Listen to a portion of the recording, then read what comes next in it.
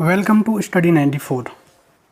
दोस्तों 2022 के जितने भी नोबेल पुरस्कार हैं हम वो इस वीडियो में कवर करने वाले हैं, तो वीडियो को बिल्कुल एंड तक ज़रूर देखें। चलिए शुरू करते हैं। जैसा कि हमें पता है कि जो डायनामाइट के आविष्कारक हैं अल्फ्रेड नोबेल, इनकी स्मृति में जो दुनिया का सबसे बड़ा पुरस्कार है नोबेल पुरस्कार दिया जाता है। नोबेल पुरस्कार अल्फ्रेड नोबेल की 1895 की वसीयत के अनुसार शुरुआत में 5 क्षेत्रों में दिया जाता था, जिनमें भौतिक, रसायन, शरीर क्रिया विज्ञान, चिकित्सा, साहित्य और शांति। जबकि जो छठवां नोबेल है, जिसे हम अर्थशास्त्र का नोबेल कहते हैं, उसकी शुरुआत 1968 में हुई थी। इसमें एक बात याद रखना है कि जो शांति का नोबेल है उसे नॉर्वे की राजधानी ओस्लो में मिलता है, जबकि जो अन्य 5 नोबेल दिए जाते हैं वो स्वीडन की राजधानी स्टॉकहोम में दिए जाते हैं। अगर हम भारत की बात करें तो भारत में सबसे पहला जो नोबेल है वो रविंद्रनाथ टैगोर को 1913 में साहित्य के लिए दिया गया था। चलिए शुरू करते हैं। तो जो हमारा पहला नोबेल है वो है चिकित्सा का नोबेल 2022।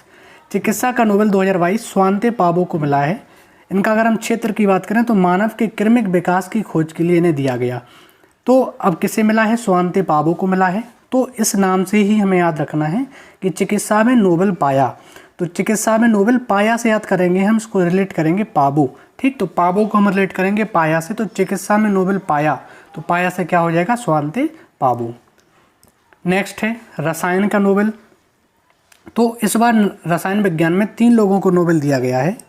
एक है Carolyn Bertozzi, Martin Meldal, Barry Sharpless. तो इसकी ट्रिक क्या है?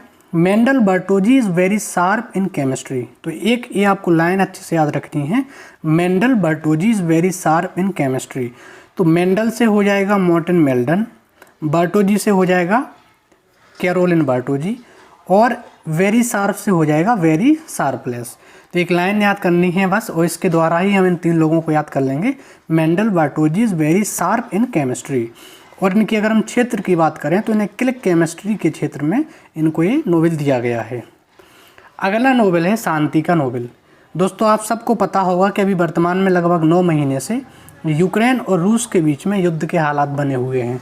तो इससे ही हम इसको रिलेट करके याद करेंगे। Elisa live in peace memorial. ठीक, और पीस का मतलब भी यहाँ पे शांति हो जाएगा। तो एलिसा से हो जाएगा एलिस बिलियास्की, लिव्स मतलब रहते हैं, तो यहाँ हो जाएगा लिबर्टी, और पीस मतलब तो शांति हो जाएगा। और मेमोरियल की जब हम बात करेंगे तो ये मेमोरियल जो रूस की एक संस्था है, ह्यूमन राइट ऑर्गेनाइजेशन मेमोरियल। तो ये 3 आपको याद रखना है ट्रिक से। Elisa lives in peace memorial, और क्षेत्र क्या है? शांति और लोकतंत्र की स्थापना हेतु ये दिया गया है। दोस्तों हमारा जो अगला नोबेल पुरस्कार है वो है साहित्य पुरस्कार, साहित्य का नोबेल पुरस्कार 2022। ये केवल एक ही महिला को दिया है, तो आसान है याद करना, एनी एर्नॉक्स। अब थोड़ा इसको हम मॉडिफाई करेंगे, तो एर्नॉक्स को याद रखो आप इनबॉक्स से। ठीक है, एर्नॉक्स इनबॉक्स, तो थोड़ा इसमें राइमिंग आएगा, पीछे के लेटर सेम होंगे। तो एनी एर्नॉक्स को हमें करना है इनबॉक्स से याद। ठीक, अब देखो लिटरेचर को हम साहित्य में, या साहित्य को हम लिटरेचर बोलते हैं इंग्लिश में, यानी कि साहित्य का इंग्लिश क्या है? लिटरेचर। तो लिटरेचर जो होता है, आपको पता होगा कि हमारे मैसेज में जो मैसेज होते हैं उनमें इनबॉक्स में मैसेज आते हैं। ठीक, तो इसी से याद करना है कि जो लिटरेचर है वो किस में है? इनबॉक्स में है। तो लिटरेचर इन इनबॉक्स, यानी कि साहित्य जो है वो इनबॉक्स में है, तो इनबॉक्स से याद करेंगे एनी एर्नॉक्स। ठीक, क्षेत्र की अगर हम बात करें तो उन्हें लेखन में साहस और संवेदनशीलता हेतु ये पुरस्कार दिया गया है।